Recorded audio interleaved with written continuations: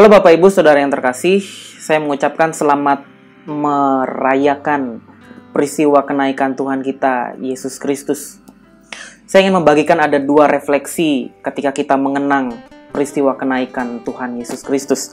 Di dalam Kisah Para Rasul pasal yang pertama ayat 8 dan 9. Tetapi kamu akan menerima kuasa kalau Roh Kudus turun ke atas kamu, dan kamu akan menjadi saksiku di Yerusalem dan di seluruh Yudea dan Samaria dan sampai ke ujung bumi. Sesudah ia mengatakan demikian, terangkatlah ia disaksikan oleh mereka, dan awan menutupnya dari pandangan mereka.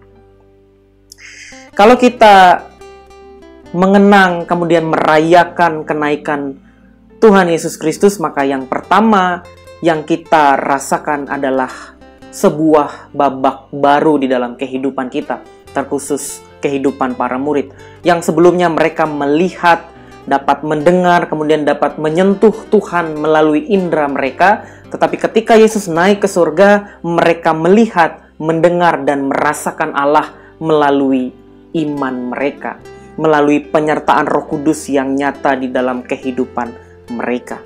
Penyertaan Roh Kudus memang tak dapat ditangkap melalui indera kita, tetapi dapat kita rasakan di tiap detik kehidupan kita dalam pengalaman demi pengalaman yang kita alami. Yang kedua, mengingat kenaikan Yesus, kita mengingat ada tugas yang harus diemban. Ada tugas yang harus dilaksanakan. Tugas yang bukan hanya sekedar kewajiban yang wajib dilakukan, tetapi tugas yang harus menjadi identitas baru di dalam kehidupan kita. Tugas itu adalah mengasihi. Kasih adalah sesuatu yang harus kita kenakan setiap hari, bahkan setiap saat di dalam kehidupan kita. Kalau kita melihat sesuatu, lihatlah dengan kasih. Kalau kita mendengar, mendengar dengan kasih. Segala sesuatu di dalam kehidupan kita harus didasari oleh kasih. Kasih kita kepada Allah dan kasih kita kepada sesama. Dalam situasi yang terjadi di hari-hari ini, kedua hal ini, iman dan kasih, tidak boleh redup dalam kehidupan kita. Setiap hari dalam kondisi apapun, kita tetap percaya dan bergantung pada penyertaan Roh Kudus, serta tetap mengupayakan kebaikan, menebar cinta kasih di dalam dunia ini. Dalam kesulitan, tantangan, dan ketidakpastian hidup yang kita alami di hari-hari ini, harusnya membuat kita semakin lekat dan bergantung pada Roh Kudus saja. Melalui penyertaannya di dalam kehidupan kita, semangat dan pengharapan kita tidak boleh berhenti. Kasih tidak boleh menjadi redup, tidak boleh padam. Sekalipun banyak orang kehilangan pengharapan di hari-hari ini, banyak orang yang kehilangan kasih, banyak orang yang sudah tidak peduli lagi pada kondisi di hari-hari ini.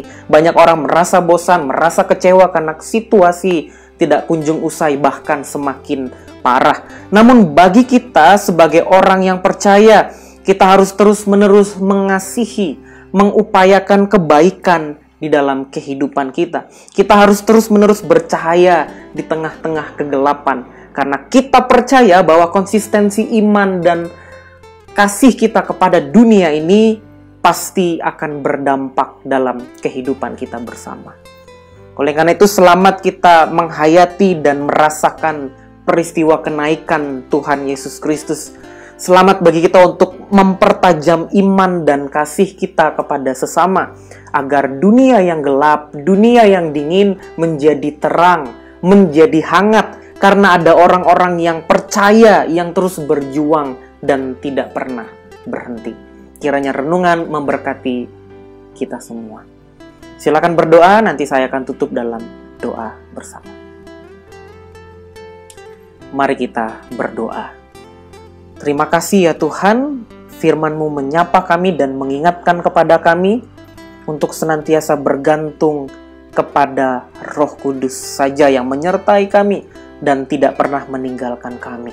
Untuk firman-Mu mengingatkan kami untuk terus-menerus mengupayakan kebaikan, menebar cinta kasih, dan tidak pernah berhenti apapun yang merintangi jalan kami. Di dalam nama Yesus kami berdoa dan bersyukur. Amin. Tuhan Yesus memberkati dan menyertai kita di hari ini.